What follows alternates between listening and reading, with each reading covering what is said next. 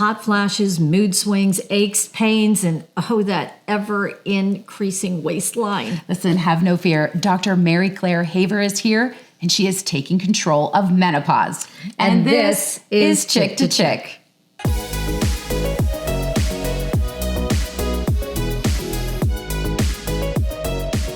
I'm going to be honest. I'm completely fangirling right now because the doctor that we have on today, I just love her. She has completely changed how I have handled menopause. My best friend introduced me to her.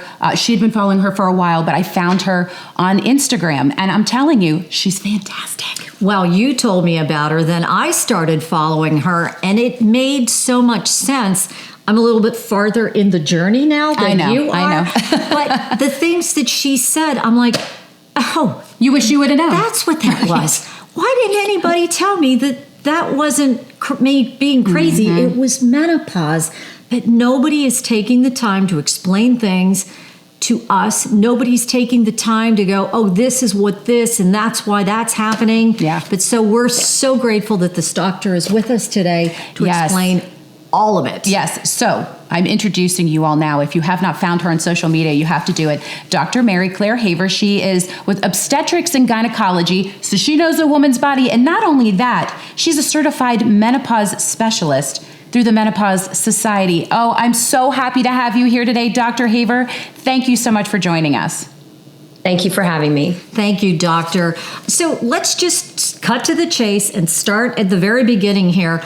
What is menopause and what happens to a woman's body perimenopause, menopause, and then postmenopause? Postmenopause, sure. So menopause signifies multiple things. Biochemically, it is the end of the production of sex hormones from our ovaries. So what most people don't understand, and one of the biggest messages I like to share is different than males. Human females are born with all of our eggs.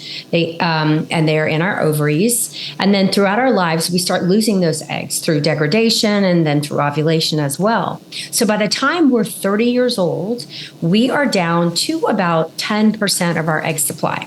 And then by the time we're 40, we're down to about 3%. And not only is the numbers decreasing, but the quality of those oocytes are decreasing as well. So the job of ovulation, the reason why we ovulate and that we have these normal reproductive cycles, if you're a healthy female, is that you have these surges coming from the brain, from the pituitary and the hypothalamus glands that are sending chemical signals to the ovaries saying, ovulate. Estrogen levels are low. We need to make some more. Let's get an egg out this month. Okay.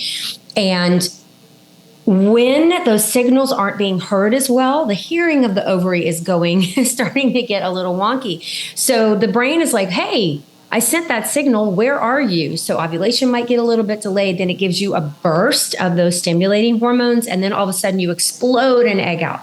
And so perimenopause, that begins in perimenopause. That is what we call in medicine the zone of chaos. Okay. So we have normal reproductive cycles pre-menopause from our first period, from puberty until we start going through perimenopause. So perimenopause is when the body is saying, hey, this normal kind of ovarian surge each month is starting to get a little harder, and I'm having to work harder in order to get my estrogen levels produced. And the body recognizes this in multiple different ways. What we've learned in modern menopause medicine is that there are estrogen receptors in every single organ system of our body, and that the expression of these menopausal symptoms are different from woman to woman. We all know about the hot flashes and the night sweats, and we're learning more about sleep disruption and mental health changes and mood swings and, anger and all those things. We know that our bones get weaker. We know that our cardiovascular disease risk increases. So the average age of menopause in the U.S. is 51 years old, meaning the ovaries have let go of all of their eggs, and we will never have, again, production of estradiol or progesterone or testosterone from the ovary for the rest of our lives. That begins your postmenopause and lasts until you die.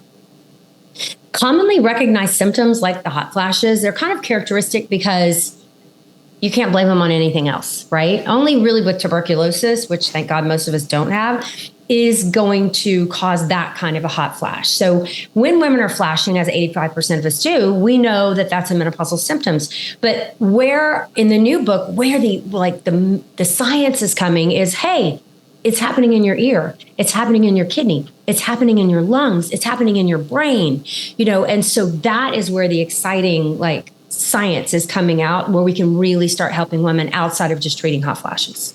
Okay, so with all of that said, I'm also a little bit confused because I did read a little bit in your new book that's coming out that you talk about the age of the ovaries versus the age of the person. And I'm just sitting back here thinking when I was in my later 40s, and I'm thinking, what is going on with me? I thought I was too young. But if you're looking at that age differential, explain what that means. Sure. So the ovaries age, the endocrine aging of the ovaries, they age twice as fast as the rest of our bodies. And so, it's medically, we call it ovarian failure. I know that term triggers some women, they don't want to feel like a failure.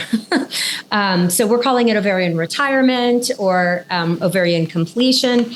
But when that perimenopause begins, it's 7 to 10 years before your period stops. So if average is 51, normal is 45 to 55. So for some women, do the math, 45 minus 10 is 35. You can expect somewhere in your late 30s, early 40s for your body to start not functioning the way that it did in your premenopausal era. And I think that's where we are missing the boat of being able to intervene and counsel and give women reassurance, and offer solutions is in that perimenopause journey. I'm starting to feel like, wait a minute, we don't have a period until we're 10 to 13. So we only have 10 to 13 years of our lives. That's peace. There's peaceful. So we start menstruating and then it stops. All downhill. And then you got all these symptoms going on. Geez, I'm feeling gypped right now. You said something about the egg production starts going down. So many women are waiting longer and longer to have children and they're going through infertility. I went through infertility. I didn't have my son until later in life. Does that have an impact on menopause and when it starts because of all of the infertility drugs and all of the treatments? So when we hyperstimulate the ovary, and the studies have been done, you will lose some of the time, your natural menopause will back up. And it really depends on how long you were on the medications, how many cycles you went through. But when you super ovulate someone, we are, giving you medication to force you to ovulate from multiple eggs so that they can harvest them and then use them for reproductive, whether you're getting IVF or not. So those women who've had multiple, so the more intervention you've had that caused this hyperovulation, the closer it's going to push your window of your menopause. I was going to also add to that, birth control, and there's all different types of birth control now. Does that have any effect on a woman's menopause and the symptoms they experience? It does. Not so much the symptoms, but the time. So the longer you suppressed ovulation, you get a little more shelf life of that ovary because we weren't trying to ovulate them as much. Now, it's not a huge amount of time. It's in the matter of months, probably. But oral contraception for long periods of time does seem to delay your natural menopause by just a little bit. So you talked about the common symptoms that we know are associated with menopause, the hot flashes, the mood swings, the night sweats, and things like that. But there are some other symptoms that I experienced that I did not realize until I started listening to you that it was linked to menopause. My hips were killing me. I had bursitis. My hips were killing me. I couldn't sleep at night. I'd be on one side aching, flip to the other side. I actually thought it was my mattress until I went and slept on other mattresses and this pain wouldn't go away. And then my friend said to me, you're walking around in cheap sneakers. Get better sneakers. So I got better sneakers. I remember that. Pain, so pain, the muscle, and I had that too. And to add to that, I had pain in my thumb joint, and then I had it in my elbow, and then it radiated and moved to my hip, and I'm limping, and I'm thinking, this is absurd. Okay, 80% of women, 80% will have musculoskeletal syndrome of menopause.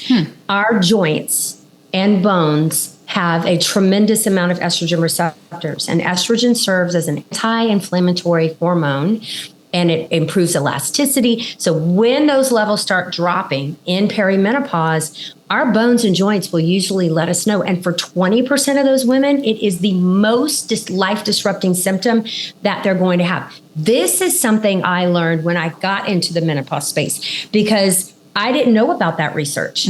No one had put it in front of me. And until 10,000 women's comments on social media kept saying over and over again, frozen shoulder, hip pain, back pain, joint pain, I started digging and thought, my God, we're not talking about this. No, we're not. Why not? And every time I post about it, the internet explodes. Why aren't we talking about it? And why wasn't that brought to my attention when I expressed concerns about it and some of these other symptoms too? Because the doctors don't know. Like me, I was one of the best trained obstetrician gynecologists. I went to one of the most fantastic programs. I was a hell of an obstetrician, I'll tell you that. And we have an education problem. You know, there's a multi-systemic effect of how we got to where we are today in menopause medicine. One, we are not prioritizing menopause care. We're treated like men with breast and uterus and ovaries. You know, like nothing about our bodies is different except for our sex organs, okay? Our sexually derived organs. This is not true. Look at the data on cardiovascular disease. So we're not teaching proper menopause medicine and education. I myself, so I'm older, I'm 55, so I went through medical school in my late 20s and residency in my early 30s.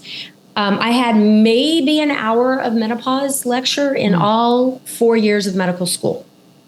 1 hour.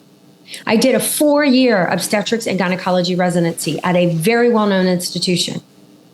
I got maybe 6 hours in a 4-year curriculum.